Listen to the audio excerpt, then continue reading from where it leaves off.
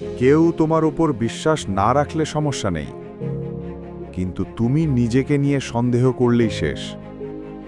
সফল মানুষ আর সাধারণ মানুষের পার্থক্য মাত্র একটাই: কেউ চেষ্টা করে ক্লান্ত হলে থেমে যায়, আর কেউ ক্লান্ত হবার পরও থেমে না থেকে আরও এক ধাপ এগিয়ে যায়। মানুষ তোমার ফলাফল দেখবে, কিন্তু তারা কোনোদিন তোমার সংগ্রাম দেখবে না।